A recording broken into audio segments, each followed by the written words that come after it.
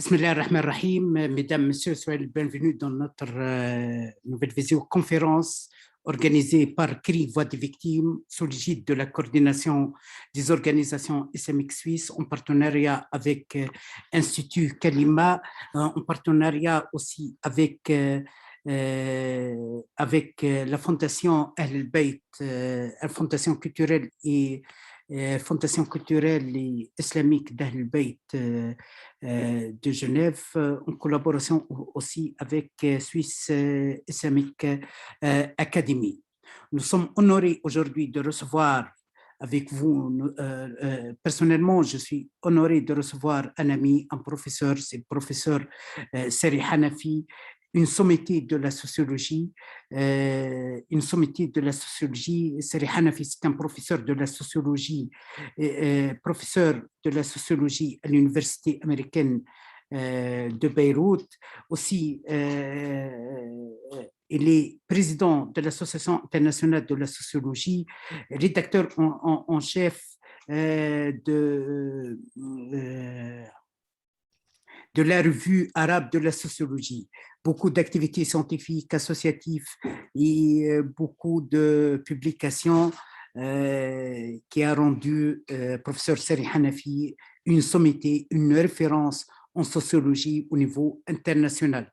Soyez le bienvenu, mon professeur, mon cher ami, professeur Seri Hanafi. Merci infiniment, malgré votre agenda plein. Merci infiniment pour votre considération, pour votre modestie, votre disponibilité pour être aujourd'hui avec nous à distance. On a discuté ce matin, on espère avoir l'honneur de vous recevoir ici en Suisse parce que votre contribution, nous sommes sûrs et certains que vous aurez une contribution scientifique très productive pour les institutions en Suisse. On va essayer d'aborder beaucoup de sujets avec le professeur Seri Hanafi, la sociologie et l'islam. Quel rapport entre la sociologie et l'islam? Est-ce que la sociologie peut servir l'islam? Est-ce que l'islam peut servir l'étude sociologique des religions, des organisations religieuses, des institutions religieuses, etc.? Quelle éthique religieuse, quelle éthique sociologique pour étudier l'islam? Personnellement, je suis juriste de formation. Sauf quelques notions basiques de la sociologie de droit, je ne sais pas. Je suis dépassé devant une sommité comme Seri Hanafi. Mais il y a des questions qui se posent.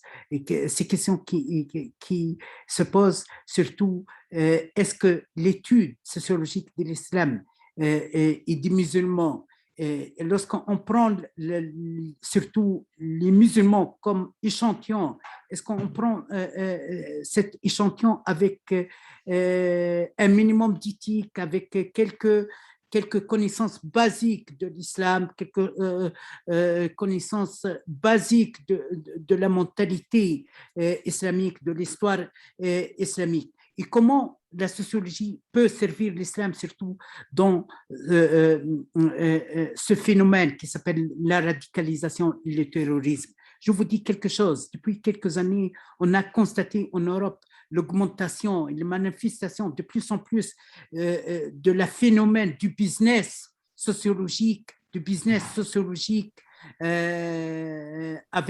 en relation avec l'islam, des sociologues qui se présentent à tout moment comme des experts de radicalisation, des experts qui expliquent, qui savent tout sur le mouvement islamique, mais ce business malheureusement en train de réaliser le contre-objectif, en train de marginaliser l'islam et en train aussi de donner des réponses négatives, des réponses imparfaites, des réponses parfois non scientifiques sur les phénomènes islamiques. Je me rappelle, depuis quelques mois, j'ai participé dans un atelier concernant la radicalisation, etc. J'étais choqué indigné par une sociologue dans le centre Islam et Société en Suisse lorsqu'il l'a dit. Cette sociologue, elle est présentée à tout moment par les médias comme quoi la connaissance, la référence de l'islam, la référence de l'islam et société, etc. Lorsqu'il a dit que le Coran a été écrit 6 décennies après la naissance de la prophète de Mohammed. C'est scandaleux. C'est scandaleux. Il se pose la question, est-ce que lorsqu'on étudie l'islam d'un point de vue islamique, est-ce qu'on donne un rôle à la communauté musulmane, ce qui n'est pas le cas maintenant, non, surtout en Suisse, contrairement en France. Et je salue la présence de notre cher ami, professeur Ghalib Chir, président de la Fondation Islam de France, qui sont en train de faire un grand travail d'écoute et de partenariat et de participation de la communauté musulmane et de l'institution islamique officielle. Je salue aussi le travail dans le cadre de la coordination des organisations islamiques suisses à travers la présence de notre cher ami, professeur Farhat Afshahar, le président de la coordination et membre du Conseil suisse des religions, qui a donné une autre approche de travail islamique. Le travail islamique, ce n'est pas seulement rituel, ce n'est pas seulement dans les mosquées enfermées dans un aspect communautaire, non, c'est un travail d'ouverture, de dialogue, de recherche, avec beaucoup d'aspects scientifiques. Et hier, on a participé dans le cadre de la réunion de la comité central, il y avait beaucoup de discussions scientifiques et d'utilité scientifique qui touchent l'autre approche de l'islam, ce n'est pas l'approche rituelle classique dépassée. J'aimerais bien souhaiter le bienvenu à notre cher ami, monsieur l'ambassadeur des Émiratis arabes, monsieur l'ambassadeur de l'Arabie saoudite, monsieur le consul général de la Jordanie, monsieur Ghalib Chir, directeur de la fondation Islam de France. Et surtout, j'aimerais bien saluer quelqu'un que je respecte beaucoup, Mohamed Farhat, professeur Mohamed Farhat, qui est présent avec nous de Beit Lahm de Palestine. Professeur Mohamed Farhat est un collègue de professeur Sari Hanafi. Il a insisté d'être présent par respect, par reconnaissance pour la qualité de travail de professeur Sari Hanafi. Mohamed Farhat est le président de l'association arabe de la sociologie. Avant de vous céder la parole, professeur Sari Hanafi, permettez-moi d'abord de céder la parole à notre cher président, Dr Farhat Afshahar, président de la coordination des organisations islamiques suisses. C'est à vous, Dr Farhat. Bonsoir, chères excellences, mesdames et messieurs, chers invités, bienvenue à la conférence Visio de Chios. Le sujet d'aujourd'hui est très important et a été présenté par la professeure Sari Hanafi. La sociologie dans l'étude d'islam. Il est extrêmement intéressant de comprendre quelles sont les causes sociales de la religion de l'islam. Nous vivons une époque de désorientation culturelle. La culture occidentale se sent en désaccord avec l'islam. La clarification scientifique par la sociologie n'en est que plus importante. Puis-je vous demander, cher professeur Hanafi, de partager votre présentation avec nous? Merci beaucoup en avance.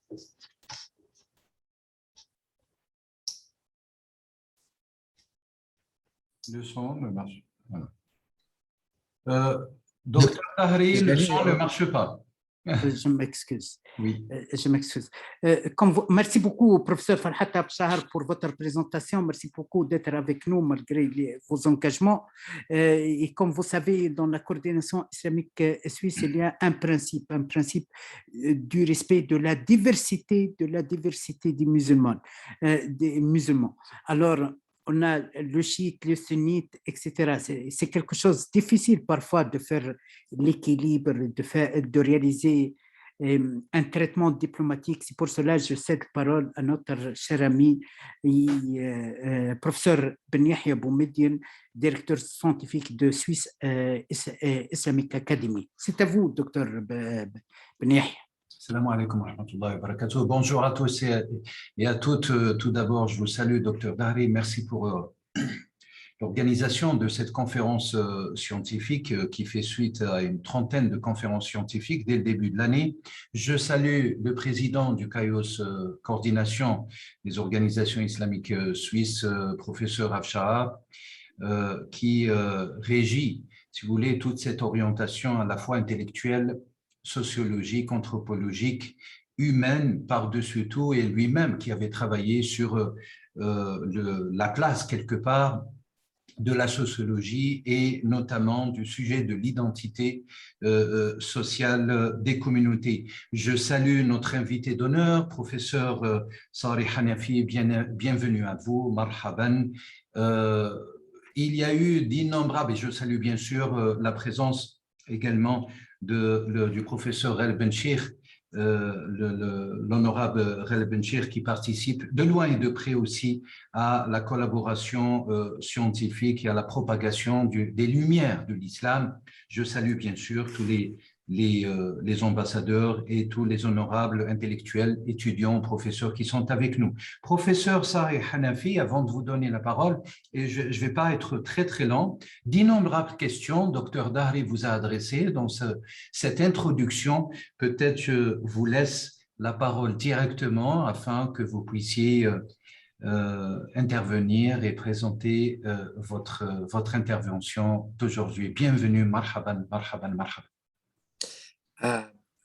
Merci beaucoup pour l'invitation. Merci à Abdeljalil, à Farhad. J'enlève les titres. Je n'aime pas à la française de faire des titres. Et Yahya pour vos mots. Et en fait, c'est rare que, ça fait quelques années, c'est rare que j'accepte de faire une présentation en français puisque je travaille presque exclusivement entre l'arabe et l'anglais, les deux langues. Mais je vais essayer aujourd'hui et je vais vous torturer avec mon français cassé, le moins qu'on puisse dire. Voilà, donc, et même malheureusement, je n'ai pas eu le temps de faire une présentation PowerPoint en français. J'ai fait un peu, donc il sera en arabe, mais mon propos, ça sera toujours en français, avec ce qu'on dit en code switching. Donc, voilà, je commence par avoir voilà. Donc en fait le sujet ça m'a tenté, ça m'a laissé réfléchir sur en fait la place de la sociologie et les sciences sociales en général, d'étudier une religion, mais je me suis dit, avant que je parle précisément de la rapport entre sociologie et l'étude de l'islam, je vais parler plutôt généralement sur les relations tumultueuses entre religion et sciences sociales et humanité, ce qu'on appelle SSH. Donc, en fait, historiquement, les sciences sociales et humanité ont trop mis l'accent sur l'aspect négatif de la religion. En fait, je vais donner ma conférence en forme télégraphique J'attends impatiemment les questions et réponses pour élaborer certains aspects. Je veux dire, il y a chaque mot que je dis, il y a des évidences là-dessus. Donc, en fait, la religion est souvent comprise comme une sphère sociale distincte et je vais parler un peu plus tard sur ces aspects. Et en fait, certaines tendances au sein de la sociologie de la religion, la sociologie il s'occupe de la domaine de la religion, ont cherché à tuer la religion, au moins en tant que valeur, tout en la étudiant. Le problème, je pense, c'est avec les définitions substantielles de la religion qui fait ces aspects. Peut-être on aura le temps un peu parler de ce que se passe en France depuis les lois sur la séparation. Par exemple, pour moi, ces lois contre le séparatisme, il est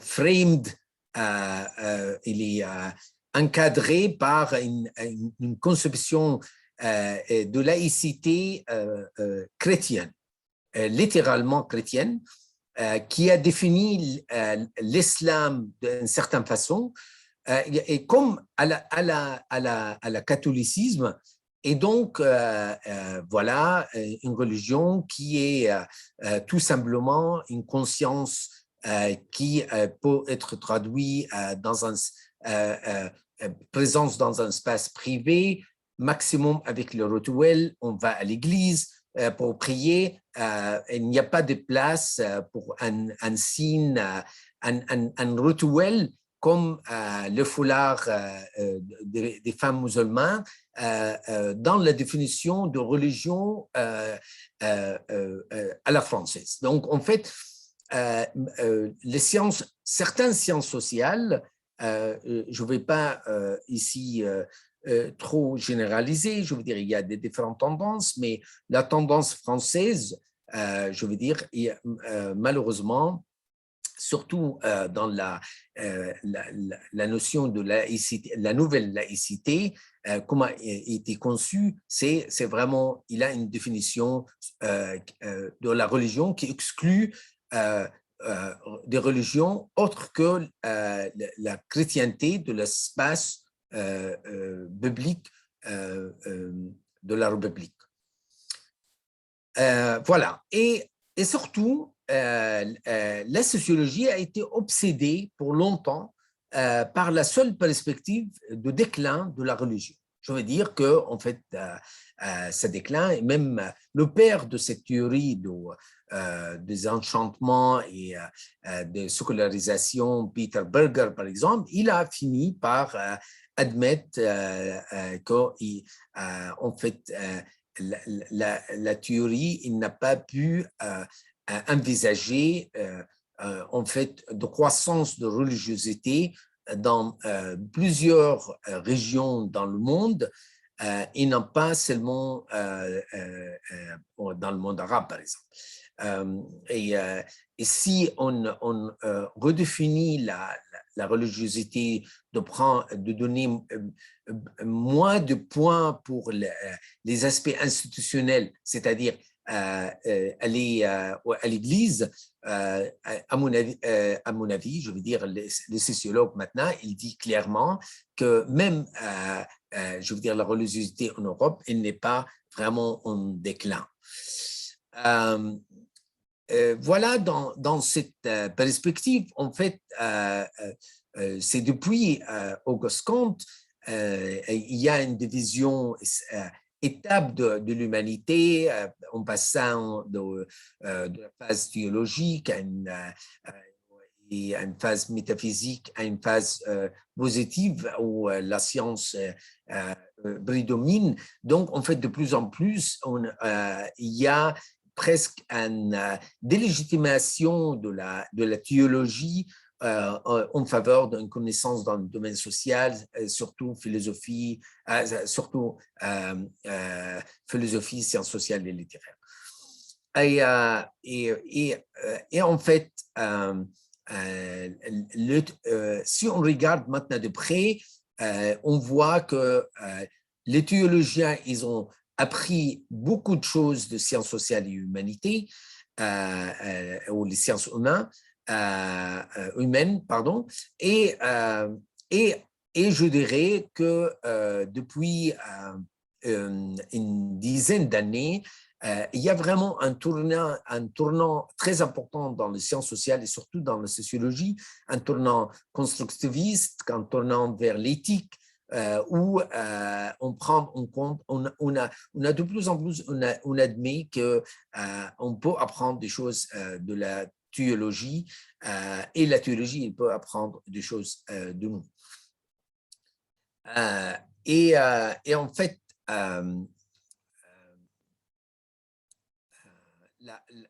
l'acte, je dirais que les sciences sociales a accepté la religion comme objet, il a travaillé, mais tout en enlevant l'aspect théologique dedans. Et il n'a pas accepté ce que le philosophe danois Kierkegaard appelle l'acte de foi, leap of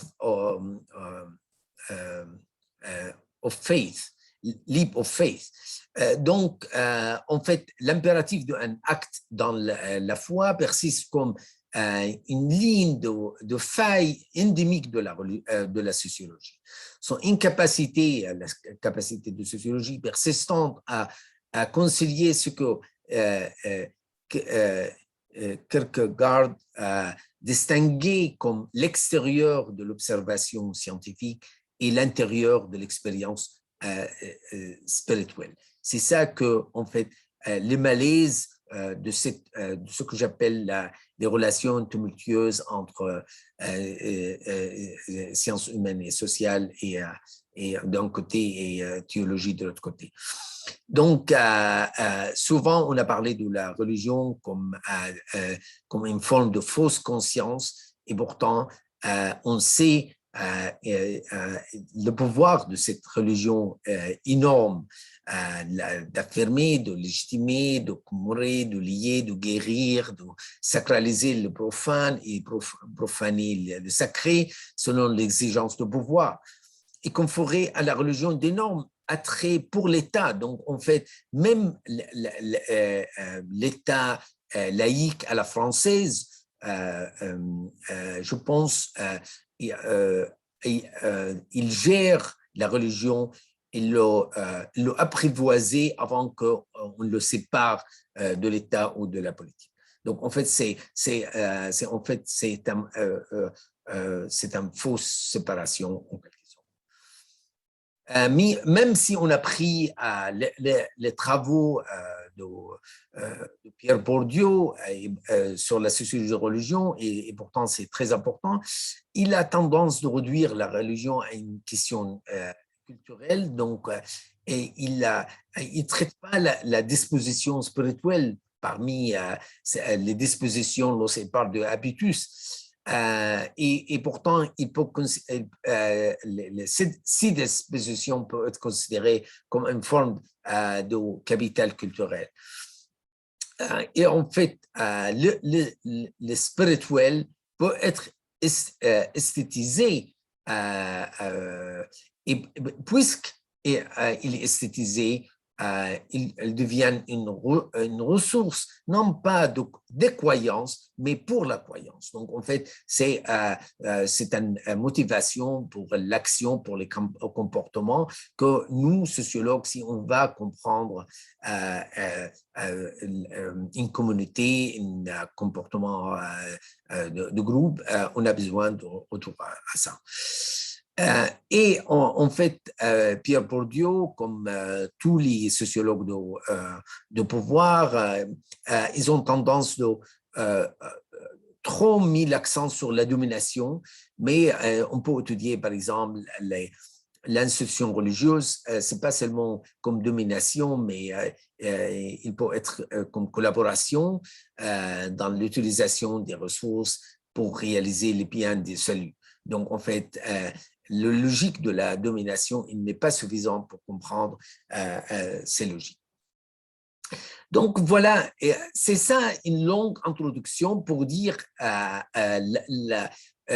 comment, je veux dire, l'apport de la sociologie vers d'étudier l'islam ou la communauté musulmane dans un groupe ou étudier la religion, ce n'est pas évident et c'est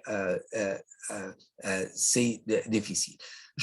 Donc, je passe maintenant de me référer à mon livre qui a sorti il y a quelques mois, avec un titre adressé la rupture entre sciences religieuses ou théologie, si vous voulez, et sciences sociales. Et en fait, avec un ton un peu optimiste, en empruntant le titre du livre de Cheikh Tahir Ashur, il y a 100 ans, il a écrit un livre pour critiquer l'enseignement religieux en Tunisie, dans Zaytouna. Donc, أليس الصبح بقريب? Est-ce qu'il y a une perspective pour s'en sortir de cette rupture entre sciences religieuses et sciences sociales? Donc, je vais vraiment parler de ça parce que je pense que c'est important. Et c'est la même. Et ce qui est important, il faut savoir, ce livre est adressé à la. D'abord, c'est quoi ce livre? Le livre, c'est étude de cas de plusieurs facultés de Sharia et Islamic Study dans le monde arabe, plus les International University. International Islamic University of Malaysia, donc le cas de Malaisie. Donc, j'ai étudié tout ça et j'ai remarqué qu'il n'y a pas de sciences sociales et j'ai étudié les conséquences qu'il n'y a pas qu'on n'étudie pas les sciences sociales dans le monde arabe. Sauf des cas très rares, un peu au Maroc, dans certains établissements, etc. On peut revenir ça dans la discussion. Mais donc, en fait, j'ai un message, comment on fait connecter les sciences sociales à l'étude de l'islam, comme théologie, comme fonctionnement, comme institution, etc. C'est le même message que je délivre si je parle à l'université de Medina al-Munawwara en Arabie Saoudite et ici dans une audience plutôt suisse. Donc, en fait, j'ai le même message ici et là-bas que je vais parler de ce message maintenant. Donc, en fait, comme je dis, j'ai constaté cette rupture entre sciences religieuses et sciences sociales. Moi, je démarre si vous voulez, un postulat que nous, avec notre modernité tardive, on vit dans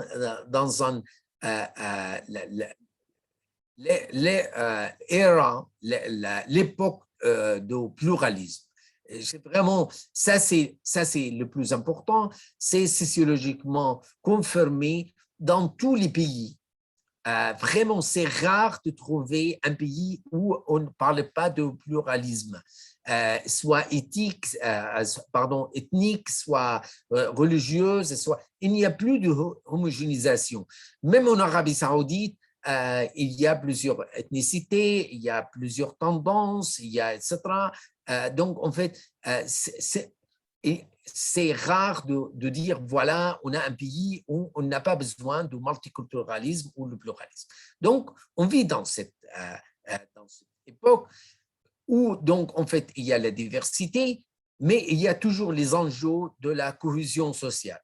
Et c'est vraiment, c'est les grands en jeu depuis Émile Durkheim, le père de la sociologie, qui vraiment était obsédé par la cohésion sociale. Et je pense, et pourtant, il a écrit tout ça avant la Première Guerre mondiale. Donc, en fait, ce n'était pas le temps de guerre en Europe, et pourtant était très obsédé par ça. Donc, en fait, d'abord, je vais dire que souvent, les sciences sociales a traité la société comme des sphères séparées, donc compartimentalisées. Et voilà, on peut parler de Soucolier, qui a une affaire avec la politique, le social, l'économie, les culturels, et il y a la religion, le religieux de l'autre côté. Alors, si on prend certains mouvements islamiques ou islamistes, ou certains pays, je dirais comme Iran, et bientôt on va dire comme Afghanistan, c'est en fait non, c'est le religieux, c'est seul qui s'occupe de la politique sociale, de l'économie, de culturelle. Voilà. Et moi, je viens avec une autre idée de dire, en fait, non, la société, le séculier et le religieux vont tout ensemble via la science et l'éthique. Il n'y a pas un problème scientifique sans éthique. Voilà. Même COVID-19, je peux parler pendant une heure, tous les conflits, tous les dilemmas éthiques qui s'imposaient, le traitement de la COVID-19. Donc, via l'éthique, en fait, tous les deux, il doit avoir de relations avec le social et les politiques et l'économie et les culturelle. Donc, voilà comment je traite le problème de division des élites. Si je parle du monde arabe, on est dans une guerre civile à peu près intellectuelle entre la gauche, laïcisant qui déteste à mort l'élite religieuse et surtout les islamistes, et vice-versa, les islamistes qui, certains qui sont encore dans un mode de ne pas parler clairement de la question de la liberté individuelle. Voilà. Donc, en fait, ces conflits entre les deux élites qui souvent ne parlent pas de l'un avec l'autre, où il y a un problème. Et justement, moi, je dirais de plus en plus, l'entrée de sociologie dans l'étude de l'islam, le sociologue qui comprend le phénomène religieux sérieusement, c'est de conditions qu'on arrive à un paix sociale et politique dans notre région. Donc, l'urgence, ce n'est plus seulement introduire les sciences sociales dans l'étude de religieux, c'est une condition de comprendre la réalité, faire la jurisprudence de la réalité, fiqh al-waqi', comme Ben Baya ou Al-Qardawi aiment beaucoup parler de ça, mais c'est une nécessité pour la paix dans notre région. Donc voilà, je vais vous dire jusqu'à maintenant qu'est-ce qui se passe. En fait, avec, je veux dire, des études de sciences sociales dans l'université, souvent, je dirais même anticléricalistes, c'est-à-dire qui ne voulaient pas avoir quoi que ce soit avec les phénomènes religieux. Et de l'autre côté, la faculté de charia qui ne voulait pas enseigner la philosophie, la sociologie, l'économie, etc. Maintenant, de plus en plus, il y a un appel à une intégration de savoir. Or, avec cette intégration de savoir, je vais montrer qu'il y a beaucoup de problèmes dans cette conception. Donc, en fait, dans le livre, je travaille sur le paradigme qui est régi par le Triple IT, International Islamic Institute of or International Islamic International Institute for Islamic Thought, Triple IT, qui est basé à Washington, qui sont le père, si vous voulez, de l'islamisation du savoir, de cette paradigme. Et je montre la crise de cette paradigme et comment il a abouti à rien. Donc, en fait, on n'islamise pas les savoirs, on ne le christianise pas, on ne judaïse pas, etc. Et même la notion de... Et en fait, pour leur crédit, ils ne parlent plus depuis des dizaines d'années de l'islamisation du savoir, ils parlent plutôt de l'intégration du savoir. Mais l'intégration du savoir, toujours en parlant qu'il y a une seule unité ontologique de tous les... et épistémologique, une unité épistémologique de toutes les sciences pour que on doit la prendre en compte pour qu'on l'intègre. Voilà, moi je dis non, ça va pas marcher, ça va faire un éclectisme terrible et ça va faire un qui domine l'autre. Donc je vais proposer quelque chose d'alternatif, ce que j'appelle écologie de savoir, tabi'at al-ma'arif, ok. Et surtout, avec utiliser une approche que ce que j'appelle séparation et connexion et action multiples comme méthodologie pour faire ça. Et voilà, c'est ça. Je vais finir avec cette idée parce que en fait, c'est ça ce que je pense. Comment la sociologie, elle peut être très utile dans l'étude de l'islam. Donc, en fait, d'abord, cette approche, je m'appuie beaucoup sur le travail de philosophe égyptien, Samir Abu Zaid, qui lui-même, il a inspiré beaucoup de Cheikh Abd al-Qahir al-Jurjani, al-Farisi, qui a vécu dans le 11e siècle, miladi, voilà, et donc en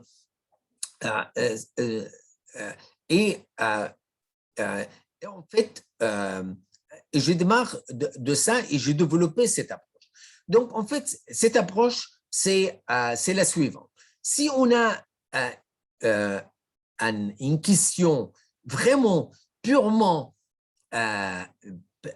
scientifique, je veux dire, par exemple, chercher vraiment les vaccins qui est le mieux pour les COVID-19, voilà, on va aller à la médecine et on va chercher ça.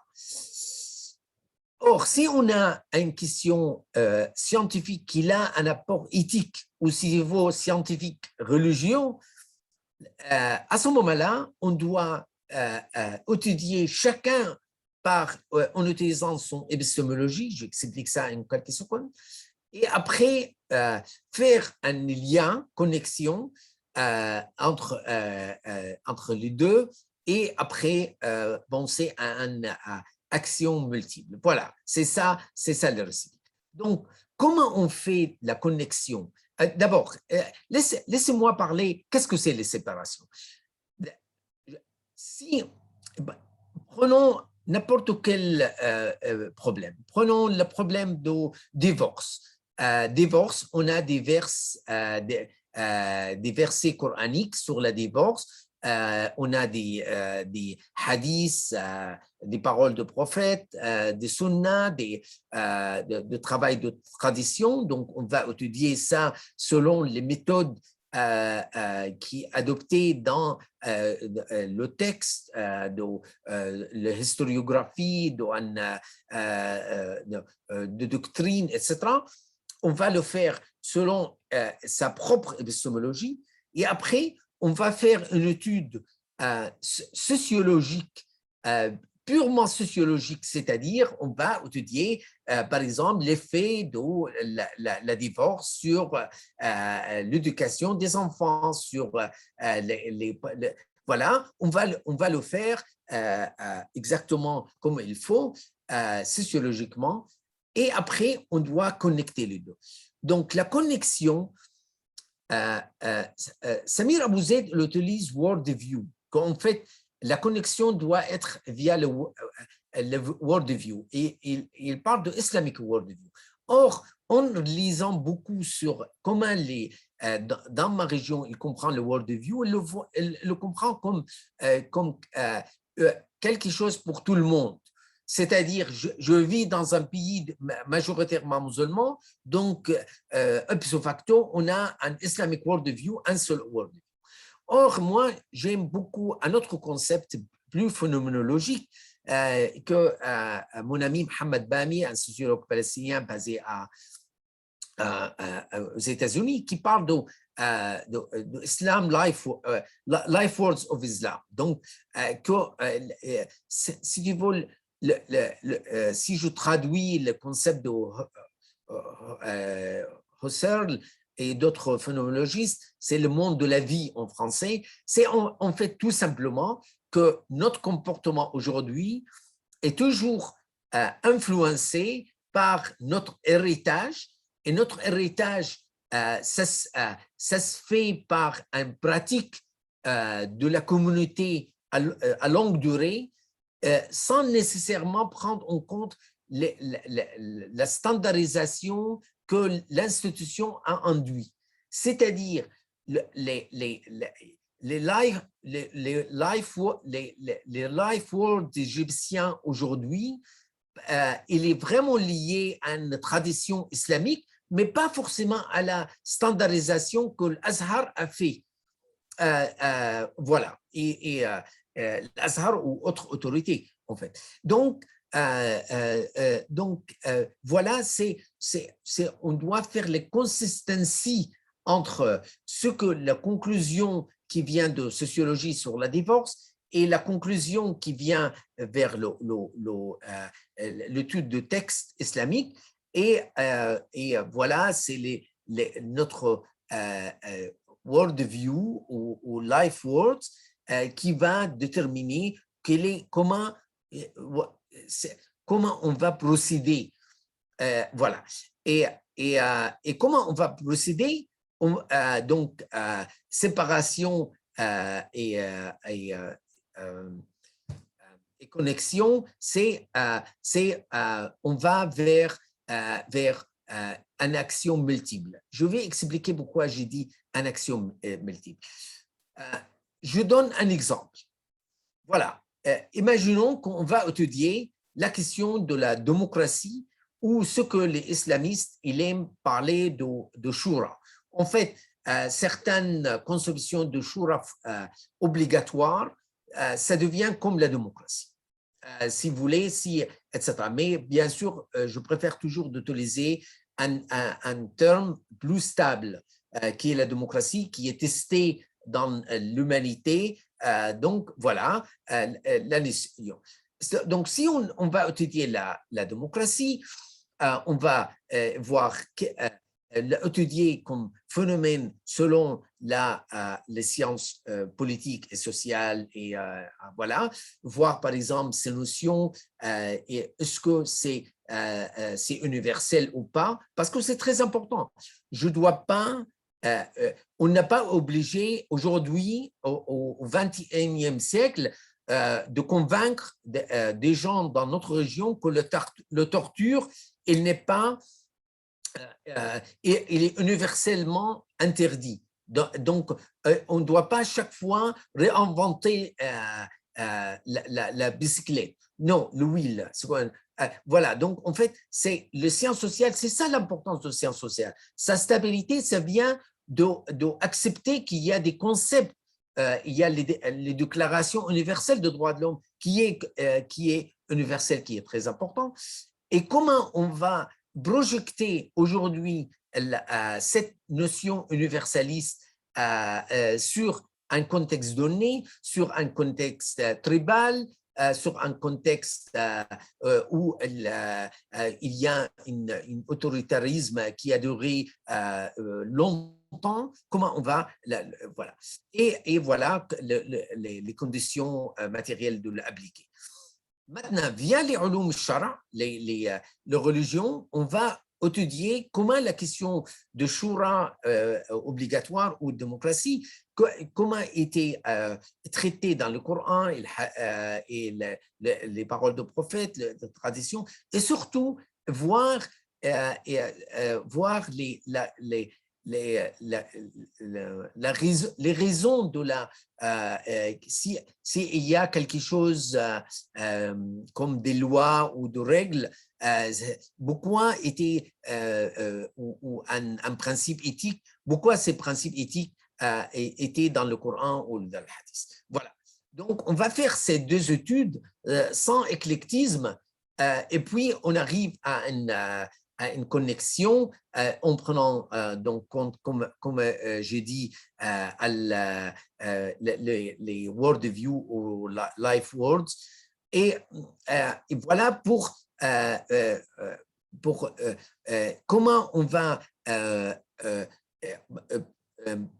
prendre les connaissances religieuses du passé et le mettre sur la réalité. Et surtout, la question de la justification, comment l'acteur social aujourd'hui, il comprendre ce phénomène et quelle justification il le met sur place. Et tout ça avant qu'on arrive à un jugement moral. Voilà comment aujourd'hui, est-ce qu'on doit aller pour un régime politique démocratique dans nos pays. Voilà. Et on arrive à un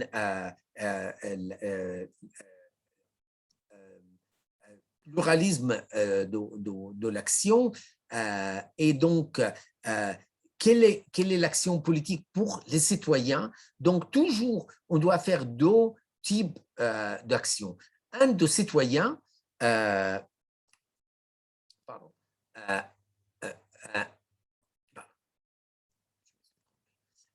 de citoyens et une action d'advocacy pour les croyants.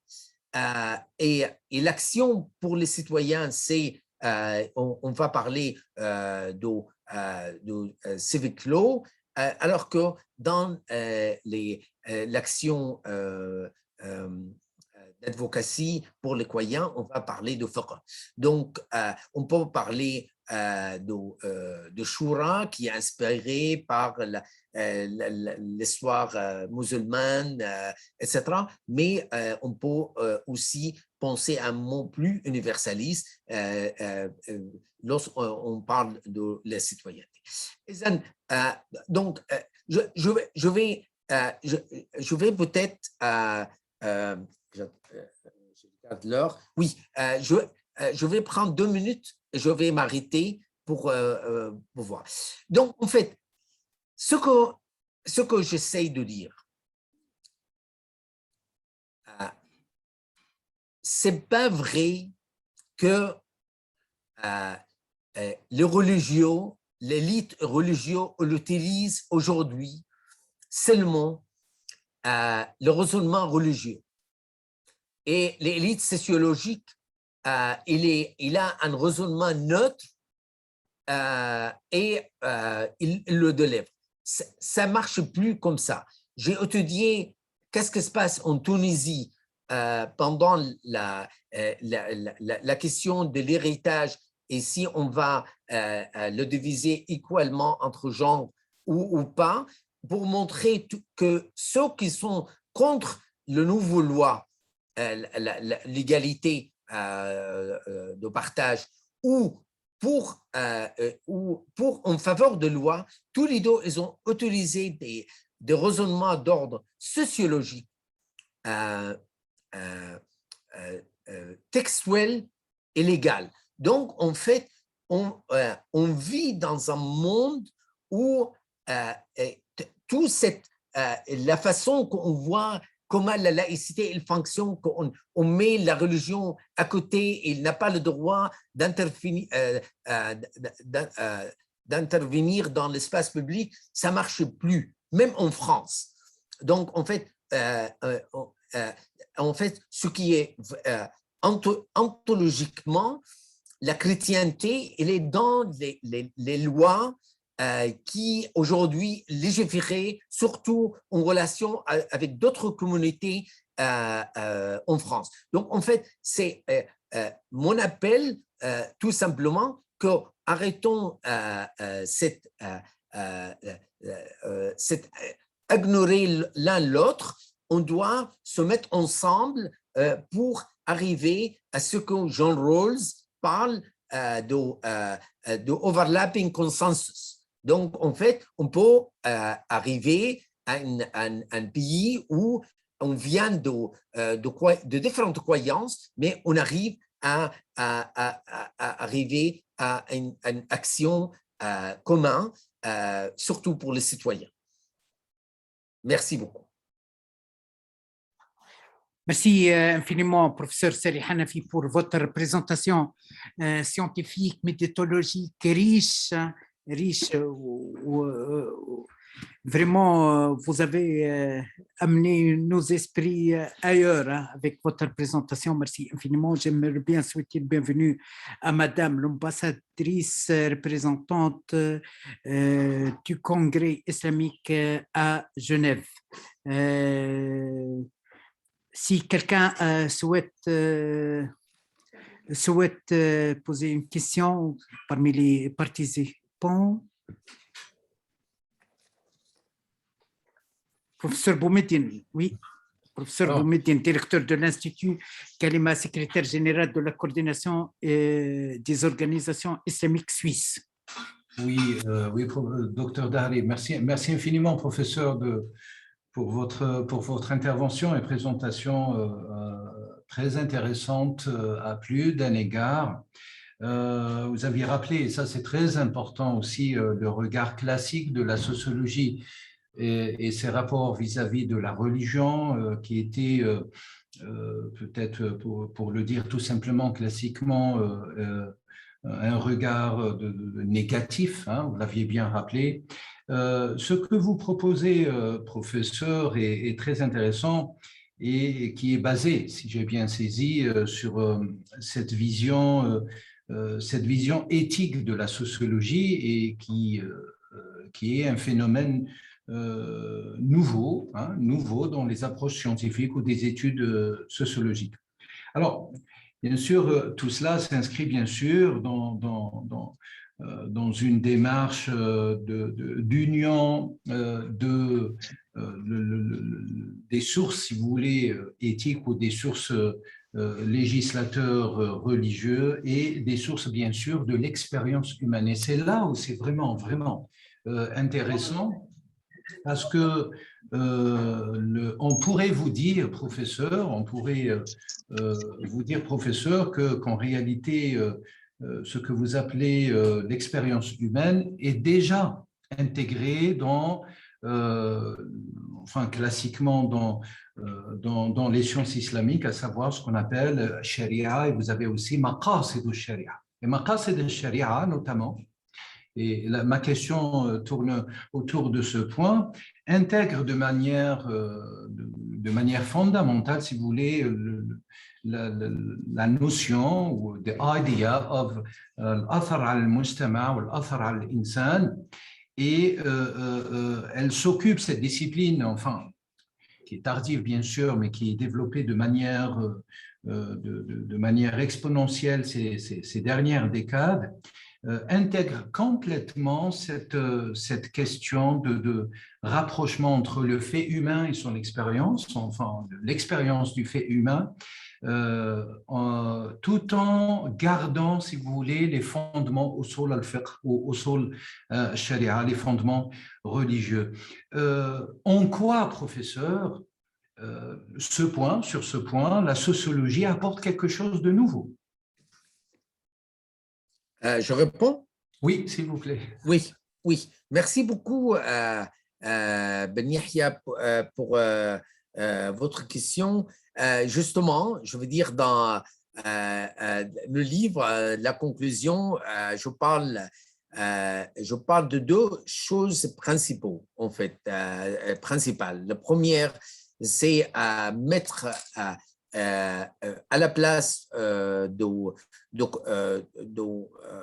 fixer les fiqh, les jurisprudences, on doit travailler l'éthique, les morales, al-akhlaq, comme valeur et comme d'éléments. Et souvent comme d'éléments, parce que c'est vraiment, c'est rare que les choses soient très nettes. Je veux dire, encore même si on prend la voler, par exemple, voler comme quelque chose de très, c'est intrinsèquement mauvais, alors que vraiment la taille de vol, les contextes de vol, pourquoi on a volé, la motivation, tout ça, ça va jouer énormément rôle sur la punition, la type de punition. Donc, en fait, je parle de morale et je parle de deuxième, c'est les hauts objectifs de charia, c'est exactement ce que tu as rappelé, Boumediene, c'est maqasid al-sharia. Et à mon avis, c'est vraiment, je trouve, c'est extraordinaire. Je veux dire, maqasid al-sharia, c'est enseigné dans le pays, dans un pays comme Koweït, par exemple, où l'enseignement il est plutôt salafi, 3 pages sur maqasid al-sharia. On vient au Liban, en Syrie, c'est 6 pages. C'est seulement le double. Au Maroc, c'est 2 matières. Une matière dans les undergrad et une matière dans les masters. Et même une autre matière, elle s'appelle al-ijtihad selon les maqasid al-sharia, les high objectifs. Donc, en fait, vraiment, on a des écoles très claires où il y a une avancée très importante dans les Maghreb qu'on ne trouve pas dans les pays orientaux, dans les pays arabes orientaux. Donc, en fait, et je vais dire par là, en fait, on ne peut plus prendre l'islam, prendre la réalité comme morcelée, prendre chacun morcelé et de dire voilà, on a un fatwa pour ça et on a un fatwa pour ça. Ça ne marche plus, ça. Je veux dire, on doit voir si vraiment il correspond à la haute objectif, etc. Je vais donner un exemple. Je veux dire, par exemple, l'exemple pour moi qui est très important. Moi, j'ai beaucoup travaillé sur la sociologie de religion. J'ai étudié avec des différents groupes de jeunes et j'ai remarqué beaucoup de jeunes qui n'est pas très religieux qui disent bon, nous, on ne comprend pas pourquoi l'islam il ne permet pas que nous, on passe à notre religion, ou etc. Je veux dire, ce qu'on dit, hadd al-ridda, la conversion. Et voilà, par exemple, ce qui est important de Cheikh Ahmed Raisouni au Maroc, qui a dit que la verset La ikraha fi din, il a analytiquement, elle est vraiment correspond à la maqasid al-sharia. Donc, il se persiste sur d'autres versets coraniques qui traitent de la question de Rida, de la conversion. Donc, voilà, je pense les sciences sociales est très important pour comprendre pourquoi les jeunes, ils peuvent vraiment être très aliénés, tout simplement pour sentir qu'ils ne peuvent pas sortir d'une doctrine. En fait, la plupart de ces gens-là, ils ne voulaient pas sortir de l'islam. Mais donc, en fait, nous, les sociologues, on doit dire aux religieux, ça, c'est une question sérieuse. On ne peut pas, la question de la liberté, c'est une question fondamentale. Et d'ailleurs, c'est très intéressant que Tahir Ben Achour, rahimahullah, il a ajouté aux cinq objectifs de l'islam, en fait, ce n'est pas de l'islam, de l'éthique, parce que Shatibi qui a inventé ça, ou l'imam al-Ghazali, ils ont dit, ça, ce n'est pas pour les musulmans, mais pour l'humanité. Mais Tahir Ben Achour, il a ajouté la liberté, al-hurriya, comme un cinquième objectif de l'islam.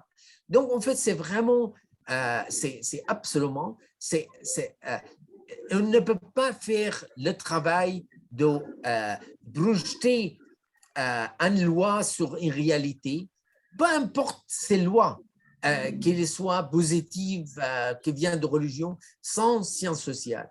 Et c'est la raison pour laquelle, à la place de prétendre les classes religieuses, je veux dire l'élite, etc., qui comprend seule, etc., que voilà, l'apport de sciences sociales est très important.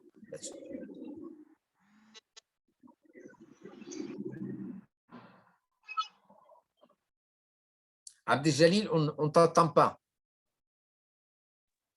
Merci, professeur Hanafi, pour votre réponse et pour ces explications.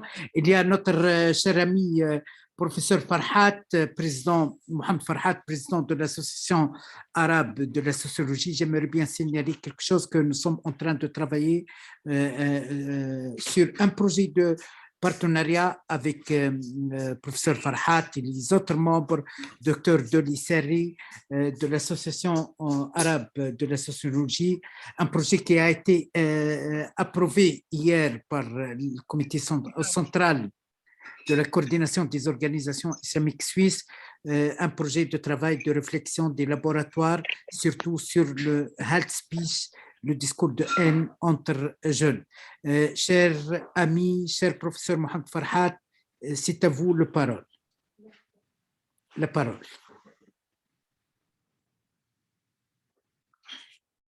C'est Farhat. C'est Farhat. Bonsoir les amis. Bonsoir, monsieur Farhat. Bonsoir, professeur.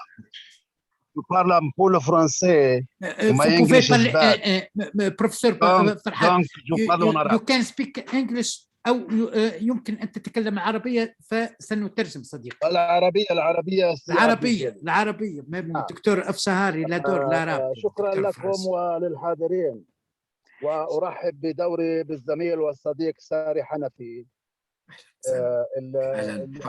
دائما انه يكون في عنده طاقه على مقاربه الامور بلمسه مختلفه، وسواء اتفقنا او اختلفنا مع ساري، الا انه هذه المساله يجب ان ننوه لها ان لديه مقاربه دائما فيها اختلاف عن العادي، وهي نقطه تسجل له. ثم أن الاختلاف يفترض أن يأخذنا إلى منطقة النقاش، وعندما يرتبط الأمر بالمعرفة فإن النقاش بدون شك هو أمر مفيد. وفي هذا السياق أنا سأعلق بشكل عام عن الإسلام والعلوم.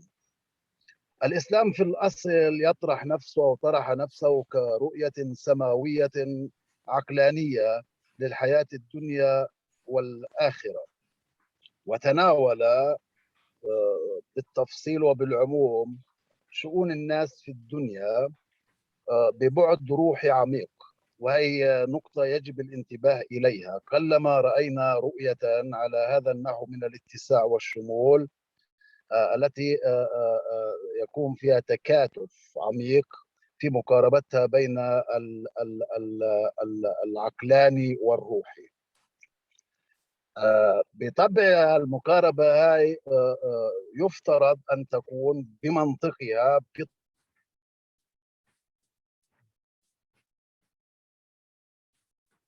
بطبيعتها منفتحة على العلوم لتأكيد أو من جهة لكي يؤكد نفسه ولكي يدعم رؤيته.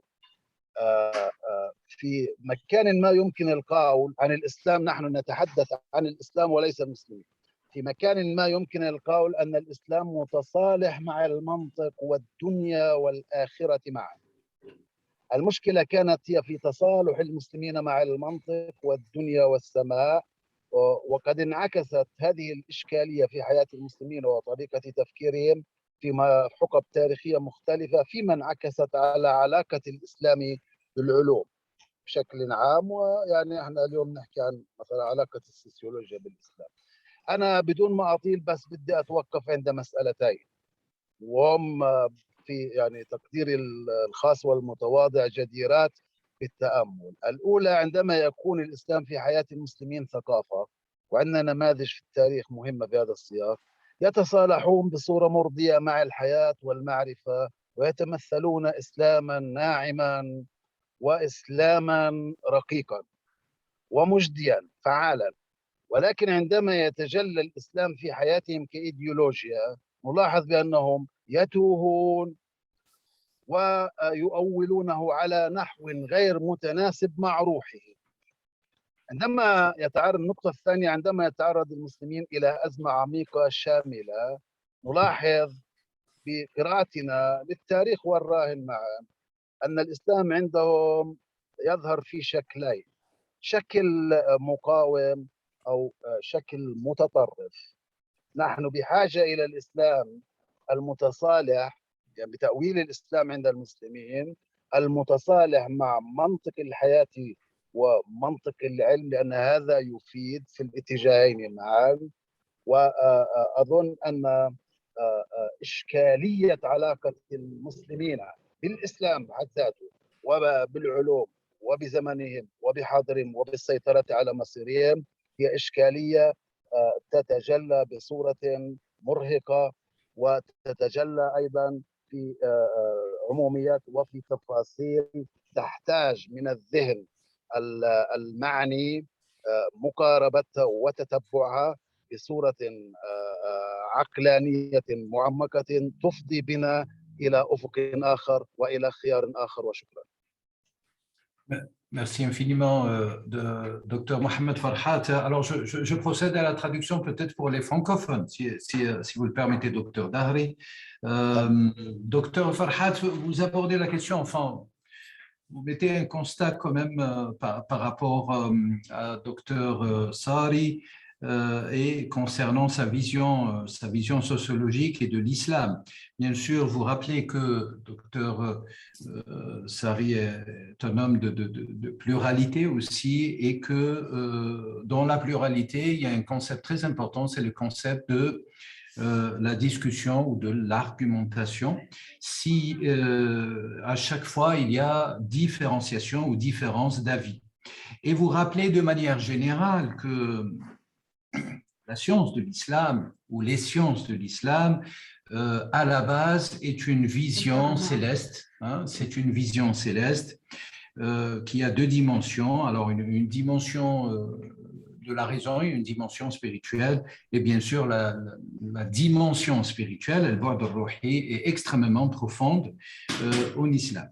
Et bien sûr que la place de la science, enfin, les sciences humaines, entre parenthèses, je présume pour vous, ont totalement leur place, bien sûr, dans les sciences islamiques, et que toute la problématique autour de l'islam, c'est une problématique des musulmans et non pas de l'islam, des musulmans et non pas de l'islam, et que cela se cristallise en deux points. Hein. Vous rappelez, Dr Farhat, que cela se cristallise en deux points, à savoir que quand l'islam est vécu chez les musulmans, est vécu par les musulmans, donc vous reprenez enfin le concept de Dr Sari de l'expérience des musulmans, en réalité, de manière culturelle inhérente, tout va bien, il y a une expérience positive et pacifique, mais quand l'islam se traduit ou se transpose en idéologie, hein, pour le nommer ainsi, c'est là où on a des problèmes, enfin, ça donne des conséquences catastrophiques de l'égarement, etc. Et que cette dernière, l'idéologie, un islam idéologique, produit systématiquement, ne serait-ce deux résultats. Alors, soit les musulmans se retrouvent dans une situation de lutte, hein, un postulat ou un substrat de lutte, et soit on tombe malheureusement, quelques musulmans ou quelques citoyens tombent dans ce qu'on appelle un radicalisme, etc., qui est au contraire de la vocation de l'islam, en conformité à la fois avec la logique et la prise en compte des sciences humaines. À vous la parole, Dr Dari ou Dr Sari. Est-ce que je suggère pour maîtriser le temps de prendre deux, trois questions? Oui, c'est mieux. Je vais voir combien je peux étendre. Ou, oui, voilà. Il nous reste, professeur Sari, il nous reste 15 minutes. À cause de ça, c'est mieux de prendre les autres questions et je vais répondre d'un seul coup. Vous avez raison, mon professeur. Alors, il y a l'iPhone, j'ai vu iPhone, est-ce qu'il peut s'annoncer encore une fois? Frédéric aussi, iPhone, notre iPhone. Non. Vous avez Frédéric et une autre personne qui souhaite poser la question. Oui, Frédéric, bonjour à tous, j'écoute. Bon, je ne connais pas trop bien en sociologie, mais tout à l'heure, vous avez parlé de la laïcité. Est-ce que dans la République française, justement, qui est laïque, reflète-t-elle un petit peu de cette sociologie musulmane? Quand on voit ce qu'on a, les droits de l'homme, la sécurité sociale, le chômage, tout ça fait partie de la sociologie. Est-ce qu'on retrouve au sein de la laïcité de la sociologie musulmane, quelque part? D'accord. Il y a iPhone, monsieur ou madame. Docteur Dari, c'est à moi que vous... Salam alaikum, mon ami. Non, je vous prie de la nomination. Pour je suis un fils. Vous êtes... Voilà, c'est M. Dib Moudfouzi d'Alger. Oui, tout l'honneur pour nous. Oui, tout l'honneur pour nous. Barakallahu fikum. Allah yarhamou l'idée. D'accord. Je remercie le professeur Sari pour son intervention et aussi le docteur Farhat pour le tadakhul al-qayyim ntaou. Donc moi je voudrais poser une question au professeur Sari. Je pense que la problématique qui se pose actuellement dans les sociétés musulmanes, c'est un phénomène de choix. Il y a une partie qui veut islamiser la modernisation et une autre partie qui veut moderniser l'islam. Voilà. Donc, pour faire une petite rétrospective, la religion musulmane, dès son apparition, a établi et posé les passerelles avec la société. C'est un le Coran, dans certaines de ses sourates, est un véritable pacte social.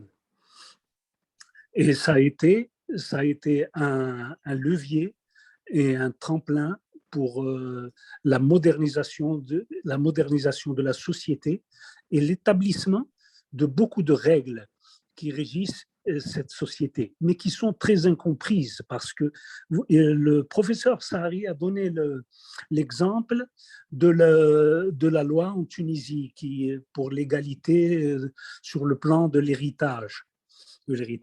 Oui, le projet de Béchir, l'ancien président. Oui. Voilà. Il est resté un projet. Oui.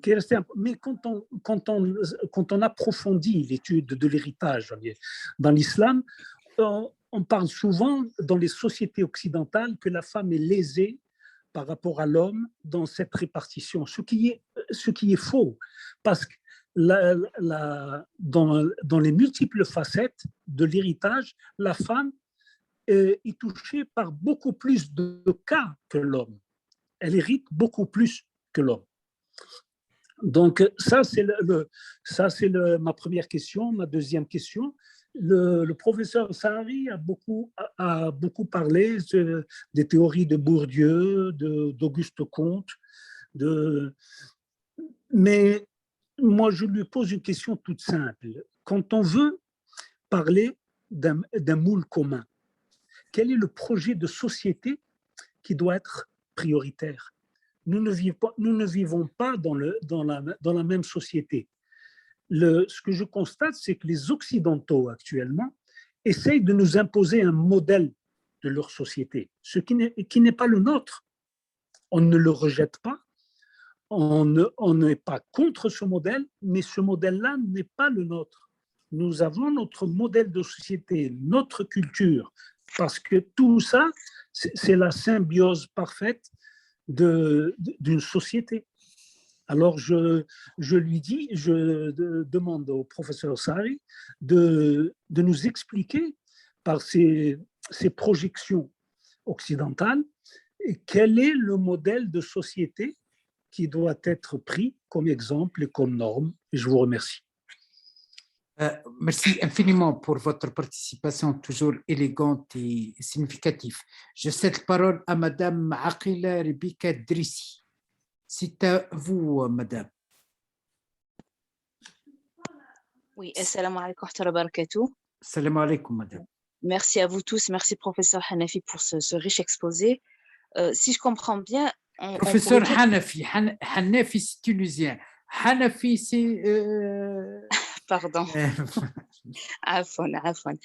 Donc si je comprends bien, en fait, on pourrait dire que la théologie et la jurisprudence intègrent le courant de transdisciplinarité, pardon.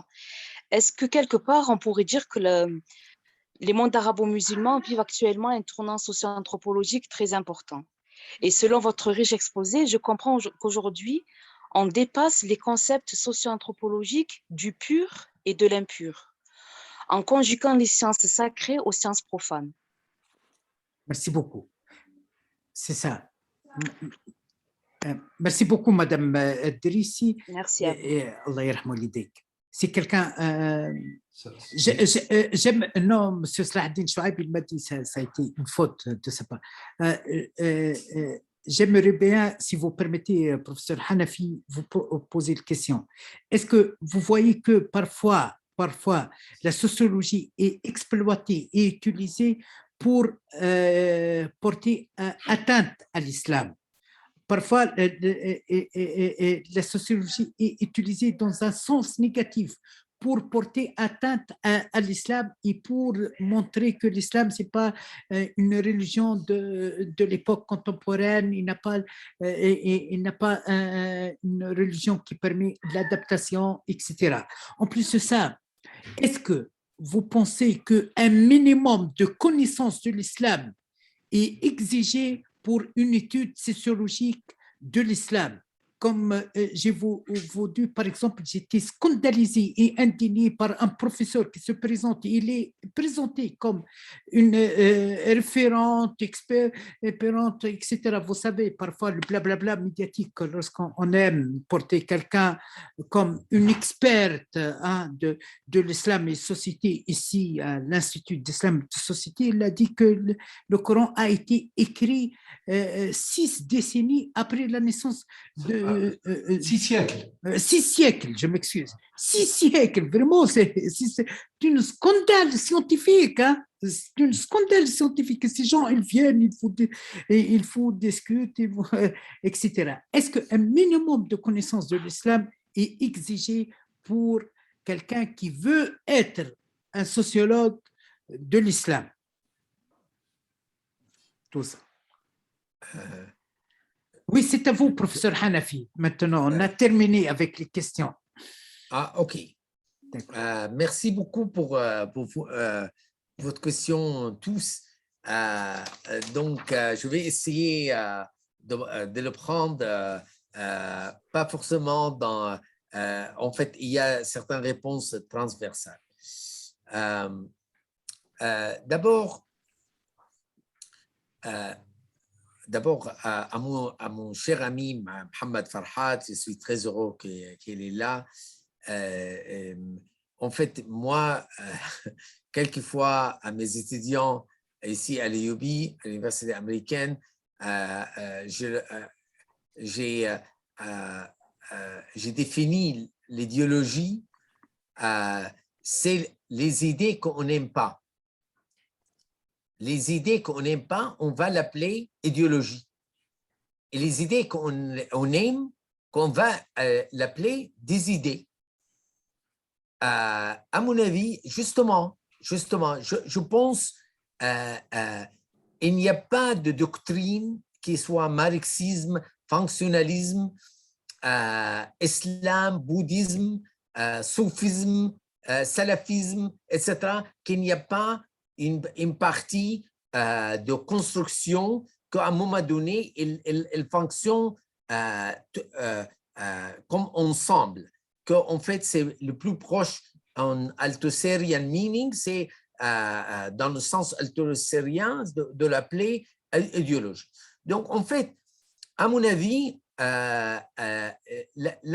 justement, mon propos de dire on ne peut plus dire on est contre l'islam politique. Il n'y a pas d'islam qui ne soit pas politique. Mais il est politique via les morales, mais pas dans la pratique technique de la politique. C'est pas l'imam de mosquée, il rappelle le principe moraux qui sont souvent politiques et économiques.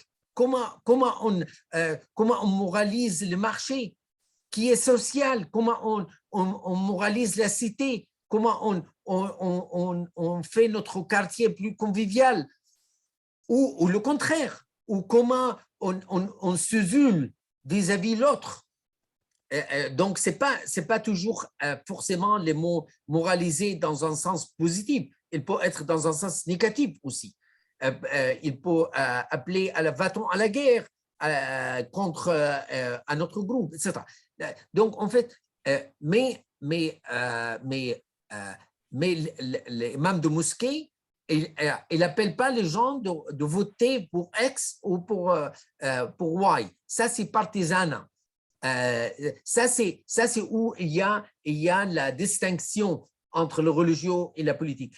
Et ce que se passe aujourd'hui dans notre conception, dans les élites, dans le monde arabe, c'est de dire, nous, les gauches marxistes, nous, etc., on a le droit de faire le politique, mais eux, ils ne peuvent pas le droit de faire le politique. Non. Si moi ou toi, on n'aime pas Hamas, par exemple, il va lui dire pourquoi on n'aime pas Hamas pour 1, 2, 3, 4.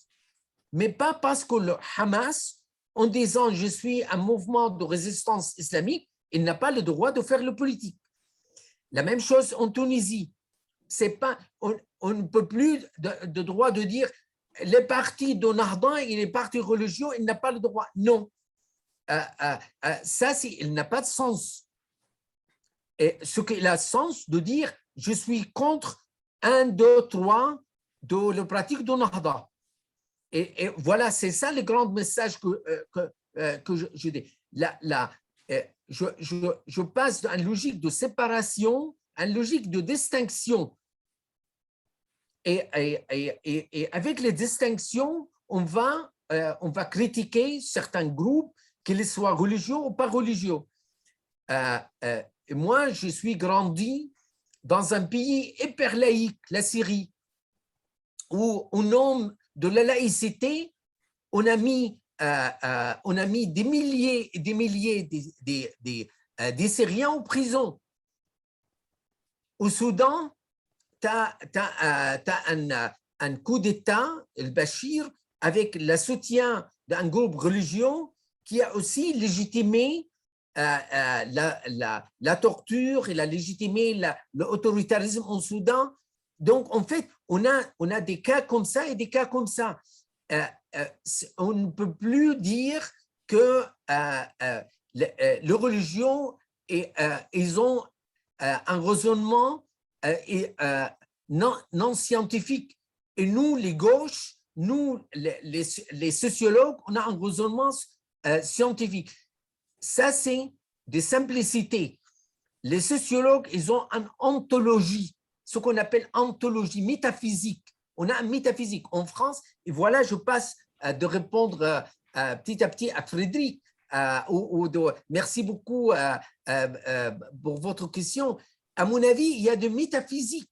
Comment la laïcité, qui est un projet extraordinaire, je le dirais, je le dis au sens très positif, comment il a libéré la France du féodalisme, de l'alliance entre l'Église et le féodalisme à un moment donné, et comment elle est transformée avec métaphysiquement, il est devenu une religion civile contre les autres religions. Je veux dire, une religion qui va dire aux autres, la femme, comment elle s'habille. Je veux dire, c'est vraiment, pour moi, c'est insensé. Pour moi, forcer les femmes à voiler, le cas de l'Iran, et malheureusement, apparemment, le cas de l'Afghanistan bientôt, c'est la même chose. C'est forcer les femmes de dévoiler. Ça, pour moi, c'est un métaphysique souvent été amené par des sociologues. Et moi, Abdel Jalil, ce qu'il dit, je le comprends d'où il vient. Tous les business de contre les radicalisations, qu'il y a une essentialisation de la religion. Il y a une essentialisation. On pense que parce qu'on a lu un verset coranique, qu'on est devenu anti-femme ou violent. Parce qu'on a lu Sayyid Qutb, on est allé au djihad. Je veux dire, des correspondants très simplistes. Tous les sociologues sérieux en France, ils ont montré que les djihadistes qui sont allés à Moussul, Raqqa, en Syrie et Irak, ils n'ont pas passé via la mosquée salafie. Ils ont passé de la marginalisation sociale qu'ils ont eue. Et pourtant, on ferme la mosquée salafie. Si vous voulez, moi, j'ai beaucoup de problèmes avec la tendance salafie. Mais je ne pensais pas que par fermer leurs lieux visibles et les faire invisibles, on va résoudre le problème. Ici, par exemple, tous les sociologues d'anti-radicalisation qui optent pour une solution sécuritaire, je veux dire, c'est vraiment, il apporte un métaphysique, un anticléricalisme primitif contre une religion de minorité en France. Donc, voilà moi comment je vois les choses. Je veux dire, je vois que, en fait, à cause de ça, je dis, on doit arrêter les dichotomies Est-Ouest, science, religieux, même à Aquila, pur, impur, islam, modernité, à Fawzi. Je veux dire, c'est vraiment, c'est des dichotomies, à mon avis, je veux dire, toute notre lecture de la réalité, on voit les choses beaucoup plus complexes. L'élite tunisienne qui est en faveur de donner l'égalité au sexe pour la question de l'héritage, cette élite, elle n'est pas western, elle n'est pas occidentale, elle est tunisienne. Elle est tunisienne, il a une culture donnée qui a qui a décidé de faire ça. Et les autres qui disent non, on ne va pas changer les lois. Par contre, les deux, les compromis qu'ils ont fait les deux, et ça se voit beaucoup à la société civile en Tunisie, c'est important parce qu'il y a un vrai dialogue, surtout lorsqu'on descend au deuxième degré, pas les élites, le premier degré, le deuxième, il y a un véritable dialogue. Ils ont arrivé que les gens, ils font ce qu'ils veulent, mais les lois, ils doivent dire c'est quoi par défaut. Par défaut, est-ce que c'est l'égalité ou pas l'égalité? Or, les autres qui ne voulaient pas l'égalité, ils ne sont pas pacifistes, le moyen-âgeux, des gens qui vivent. Non, ils ont une conception de la vie, de la famille, aussi sociologiquement, qui justifie ça. Encore, je ne suis pas en train de justifier ni la première position ni la deuxième position. Je ne donne pas avis ici. Je peux donner mon avis ailleurs, mais pas ici. Tout simplement pour dire qu'en fait, c'est vraiment, il faut qu'on comprenne que Jean Rawls, il est, je veux dire, sa conception de libéralisme, c'est très important de dire que souvent, les gens, ils arrivent en consensus sans qu'ils ont la même justification, overlapping consensus. Donc, et on doit, tout le monde, il doit être modeste. La gauche, il doit être modeste. Les islamistes, il doit être modeste et se parlent pour arriver à un overlapping consensus. Ça ne marchait pas à la française qu'on fait une loi, on met l'autre dans l'illégalité. Voilà. C'est ça ce que j'essaie de dire. On doit avoir des dialogues, des gens égaux, et justement, on doit respecter les connaissances de l'autre. À cause de ça, je voulais que dans la faculté de charia, qu'ils apprennent les sciences sociales, qu'ils comprennent c'est quoi les sociologies, c'est quoi l'épistémologie de sociologie. On ne peut pas faire l'amalgame, on ne peut pas faire un verset coranique au début, à l'introduction, au milieu, etc., pour influencer comment les gens ils voient la phénomène social. On ne peut plus faire ça. Il y a une façon de travailler les sciences sociales.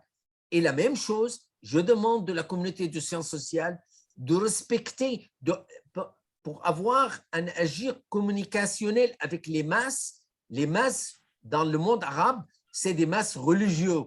On doit apprendre leur langage, on doit apprendre comment ils font leur jugement moral.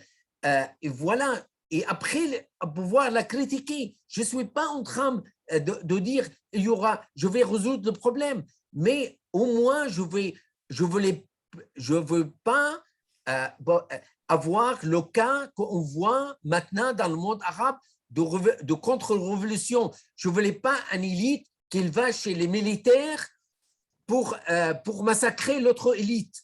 C'est ça ce que se passe aujourd'hui. Avec tous ces dichotomies très aiguës, avec ces dichotomies tout aiguës, c'est ça.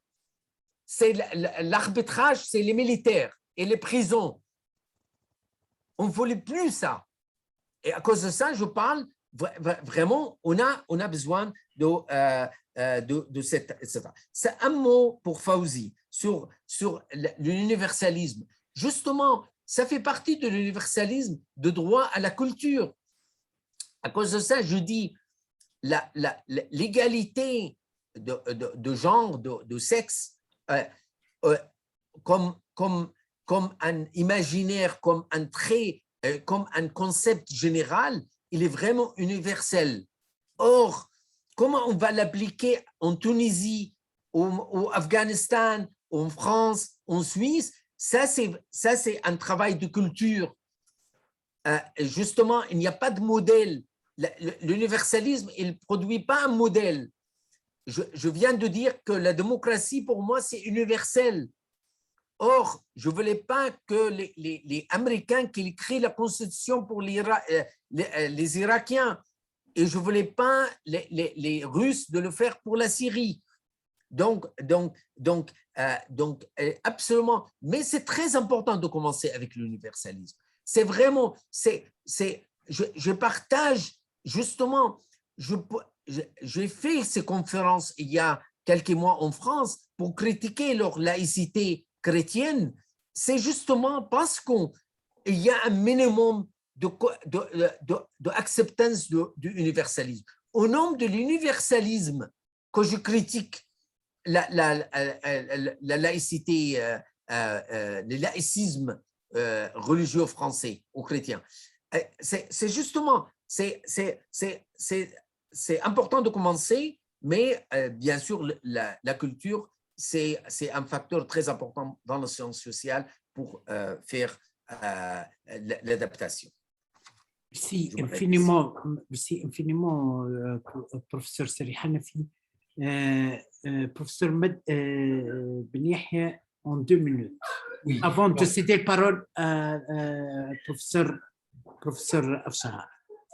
Okay, merci beaucoup, docteur Dahri. Je voudrais réagir immédiatement au propos de docteur professeur Hanafi. Tout d'abord, je vous salue. Je salue votre intervention et la qualité de votre intervention et surtout votre volonté du dialogue, parce que, in fine, il faudrait qu'on dialogue et que la sociologie soit la sociologie et l'islam, ou les musulmans, et beaucoup plus peut-être les musulmans que l'islam, soit en rapport commun, soit en union. C'est extrêmement salutable. Alors, peut-être juste quelques petites remarques, professeur, et je vous rejoins aussi sur l'idée de l'idéologie, hein, ce concept de l'idéologie. L'idéologie, dans son acception linguistique la plus basique, si vous voulez, c'est l'étude des idées.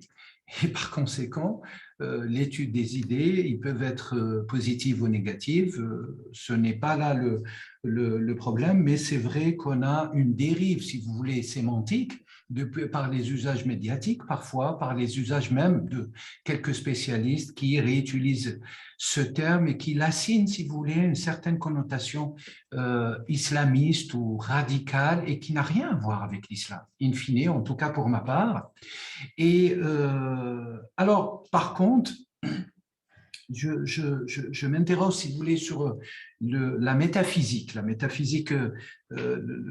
qui m'anime personnellement sur le plan scientifique et sur le plan spirituel. Alors, une métaphysique sociale, ça serait, c'est quelque chose de salutable de toute manière, hein, et de louable de votre part d'intégrer dans vos recherches, votre projection, votre méthodologie, une réalisation d'une métaphysique, alors qu'elle fut notamment vous le connaissez certainement, l'affaire ou la matière d'abord des philosophes, enfin pas seulement les philosophes, mais surtout elle concerne la spiritualité de l'islam. Et c'est là peut-être, si vous me permettez, professeur Hanafi, de dire que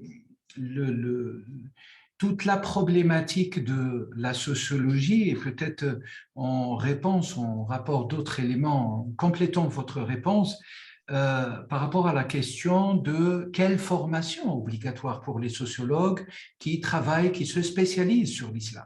Très importante, posée par Dr Dahri, une connaissance bien sûr de l'islam est plus que salutable, elle est même nécessaire, et parfois, malheureusement, chez certains sociologues, pas tous les sociologues, on n'a pas le droit d'essentialiser ou de généraliser, certains sociologues, cette question de l'islam comme matière vivante, vécue par des êtres humains, est totalement absente, ce qui donne cette exclusion de la question religieuse ou de la question de l'islam que vous aviez rappelé d'ailleurs chez Bourdieu et d'autres.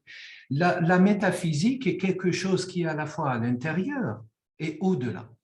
Et c'est une matière proprement, si vous voulez, de la spiritualité universelle de l'islam. Quel serait, je ne sais pas si vous aurez le temps de répondre, professeur, mais en tout cas, je partage mon avis avec vous. Quelle serait alors la part de la sociologie? Qu'est-ce que la sociologie pourrait apporter par rapport à la spiritualité, qui est un domaine, une discipline pratiquée elle-même par le prophète lui-même depuis des siècles et des siècles, et qui est portée par l'être humain, par une vie spirituelle profonde, par les musulmans et d'ailleurs même d'autres, de manière universelle et parfois même de manière spécifique. Merci beaucoup et je vous remercie pour votre réponse ici ou plus tard. Voilà. Si je vais répondre vraiment très brièvement et concrètement, si je garde la même exemple. Par exemple, la démocratie, elle est basée philosophiquement sur la question de la égalité et la liberté. Or, dans le langage religieux, on parle de la justice et la merci, surtout, je veux dire, Angelica Neuffer, la orientaliste allemande qui est spécialisée de l'islam, il a fait un papier extraordinaire il y a un an en montrant la centralité de la question de Rahman, la merci dans l'islam. Et justement, je veux dire, il y a deux chemins pour arriver à avancer la good governance, la bonne gouvernance sous la forme de démocratie. Je veux dire, cette représentation de peuple par l'élite au pouvoir. Et donc, on peut arriver à différents chemins, mais c'est justement, on doit chacun avoir une conscience de sa métaphysique, de son ontologie. Moi, comme sociologue, par exemple, je dis mon ontologie, c'est les fameux aphorismes de Paul Ricoeur qui dit la aim de la vie, c'est de vivre avec l'autre et pour l'autre dans une institution juste ou dans des institutions justes. C'est-à-dire, cette métaphysique, c'est nous, on vit définir par l'autre et pour les autres. Ça, c'est un métaphysique.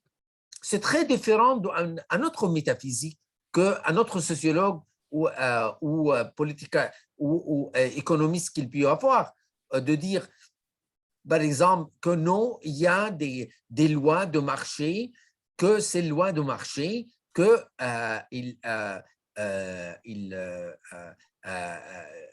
l'offre et la demande qui fait l'équilibrium.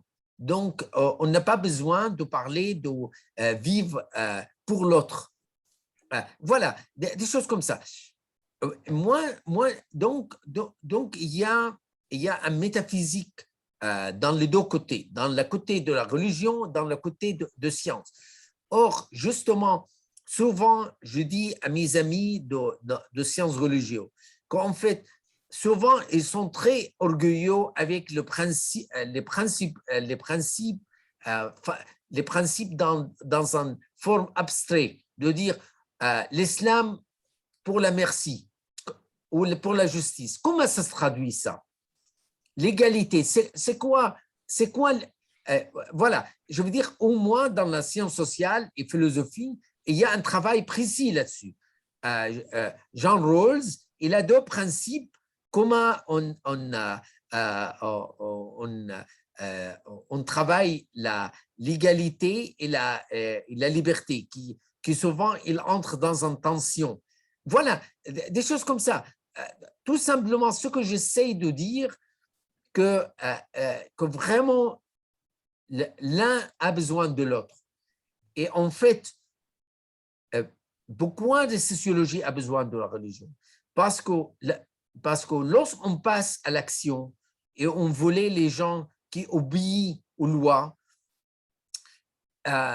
ou être moral, être les gens qui soient éthiques, on sait que la religion, il entraîne les gens, il fait training les gens pour être éthiques via le prière, via les jeûnes, jeûner Ramadan, faire Ramadan, c'est pour penser aux pauvres. Je veux dire, la religion, il a beaucoup d'avantages. Que nous, qu'on complaine que les gens est de plus en plus homo economicos, les gens ils fonctionnent avec l'intérêt. On a d'intérêt de plus en plus de s'appuyer sur des systèmes de ressources de la moralité. Un des ressources de moralité, c'est la religion. Donc, on a vraiment besoin de la religion. Même si quelqu'un il est athée, à mon avis, il n'a pas d'intérêt de tuer la religion. C'est ça, on a besoin. Ça, c'est un système très important. C'est dans cet esprit où la sociologie est importante pour étudier l'islam. Merci infiniment, professeur Hanafi, pour ces moments formidables, vraiment riches de partage et de connaissances.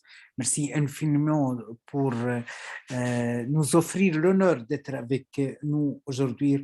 On espère prochainement vous recevoir, prochainement, Inch'Allah, entre nous en présentiel pour profiter encore de vous, de vos connaissances, de vos références et tout.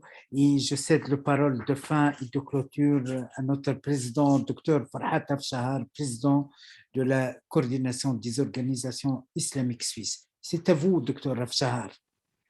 Cher professeur Sari, merci beaucoup pour votre excellente explication. Vous nous avez montré dans une analyse très différenciée combien il est important d'examiner la religion de manière scientifique pour comprendre d'où viennent les principes éthiques et ce que cela signifie pour nous aujourd'hui. Merci encore pour votre présentation fascinante. J'espère vous voir tous bientôt lors de la prochaine conférence Kios Visio. Merci beaucoup, Dr Afshahar. J'aimerais bien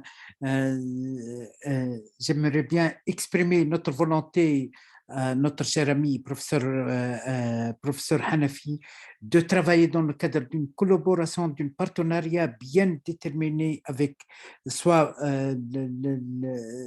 l'Association internationale de sociologie, soit avec le chaire international de la sociologie des religions, soit avec le département anthropologie et sociologie de l'université américaine.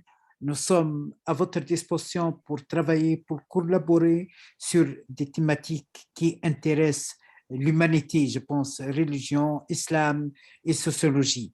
J'aimerais bien profiter là, aussi cette occasion pour vous inviter à participer à notre prochaine physioconférence prévue avec Dr Laurence Lecuyer, professeur d'anthropologie et professeur d'anthropologie à l'Université de Paris, autour de son livre « Le voile entre le cachet et l'apparence ». C'est prévu le 1er septembre 2021 à 18h. Je vous remercie encore une fois, 1000 fois, professeur Sari Hanafi, d'être avec nous, avec votre modestie, votre disponibilité et votre esprit ouvert à l'échange. Mille merci, professeur Sari Hanafi. Cette visio rencontre, ça reste pour nous une référence et une bougie qui va nous amener vers le chemin de partenariat et de coopération. Je vous remercie, je vous laisse entre les mains de Dieu et pour la protection de Dieu, Inch'Allah. Au revoir et à la prochaine. Au revoir. Au revoir tout le monde. Au revoir. Au revoir. Merci beaucoup, professeur Hanafi. Au revoir.